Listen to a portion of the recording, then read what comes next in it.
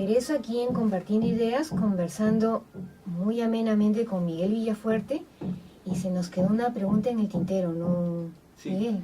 Bueno, ¿qué hacer en momentos de mucho dolor, ¿no? Puede ser la pérdida de un familiar, puede ser muchas cosas, ¿no? Que nos causen terribles dolores. Por ejemplo, la terapia TREC que mencionaba anteriormente ayuda en eso. ¿Qué pasa cuando uno dice, esto es lo más terrible que me ha pasado en mi vida? Esto es lo más horrible, ¿no? De aquí no me puedo levantar, esto me tumba. Mucha gente dice eso, y en realidad a veces hasta el resto de su vida va a estar tumbado, ¿no? Va a estar muy mal. Entonces esta terapia nos enseña que no es cierto que realmente eso sea así. Es horrible y terrible para mí, por mi forma de pensar. Como decía el budismo, ¿no? Yo me he imaginado y he creado todo un dolor respecto a algo. Por si un caso, si muere mi abuelo, ¿no? Una persona puede decir, es tremendo dolor. Otra persona se puede alegrar, ¿no? Le deja una herencia. Entonces, no es la muerte de un familiar lo que nos causa el dolor. Ni siquiera es el amor que tengo por un familiar lo que me causa el dolor. Lo que me causa el dolor es lo que yo me estoy imaginando que estoy perdiendo. Y lo estoy imaginando que es una pérdida que causa demasiado dolor. Por decir un caso, ¿cómo puedo yo pensar si mi madre ha fallecido, ¿no? Hay varias formas. Uno puede decir, es lo peor de mi vida, o uno puede poco a poco tranquilizarse pensando, si es religioso o católico, por ejemplo, está en el cielo, ¿no? Ya dejó de sufrir, ¿no? Ya está en una mejor vida, etc. Hay diferentes formas de pensar lo mismo. Pero si uno se apega a un pensamiento, ¿no? De que es malo, que nunca más lo voy a volver a ver, etcétera, etcétera, entonces va a seguir sufriendo el resto de su vida. Entonces uno tiene que cambiar, o sea, dar diferentes opiniones sobre lo que ha pasado. Eso enseña la terapia TREC, ¿no? O sea, sobre lo mismo hay que tratar de pensar diferente, ¿no? ¿Todos piensan igual cuando se muere un pariente? No.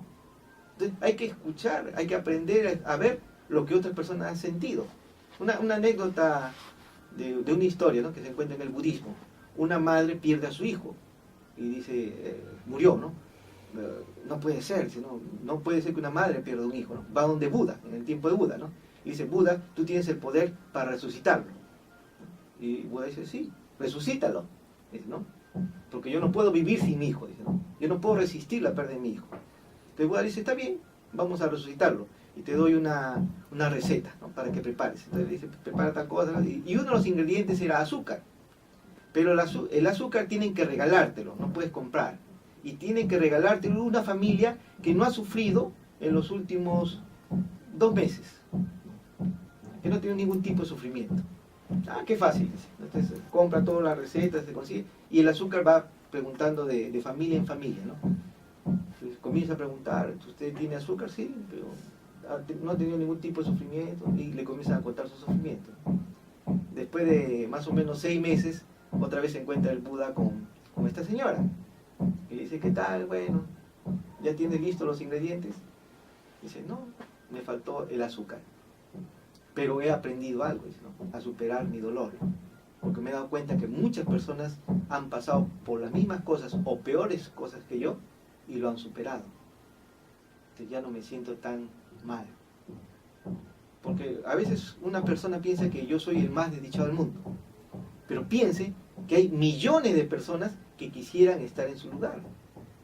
Hay tanto dolor en África, tanto dolor en tantos países, ¿no? Y acá en el mismo Perú, ¿no? Hay tanto dolor que uno piensa, mi dolor es terrible, mi dolor es lo peor de lo peor. No es cierto. Otras personas quisieran tener la suerte que ha tenido uno, ¿no? A pesar de que uno piensa que es lo peor de lo peor. Entonces, si uno comienza a entender eso, entonces, como millones de personas han sufrido mucho más que yo y lo han podido superar. Eso tal vez nos puede ayudar a superar terribles dolores. Has mencionado a TREC como una terapia. Sí. Cuéntanos un poco más de esto.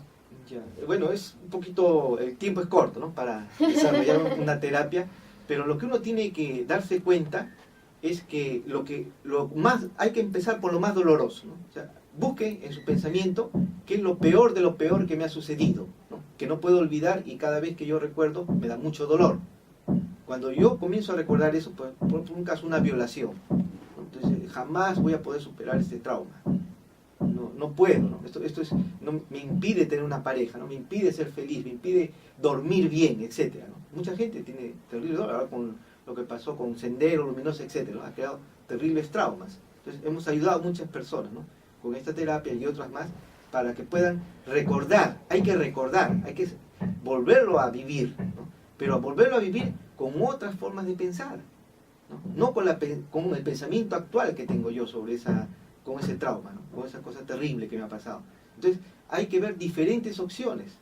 Por ejemplo, ahora se habla de la resiliencia, ¿no? Eso es otro tratamiento, ¿no? Otra forma de entender la vida. Entonces los niños, ¿no? Los niños que han vivido en la calle, ¿no? Que han sido violados, ¿no? Que se han drogado. Entonces uno dice, esos niños no les espera más que sufrir el resto de su vida. Pero no es cierto.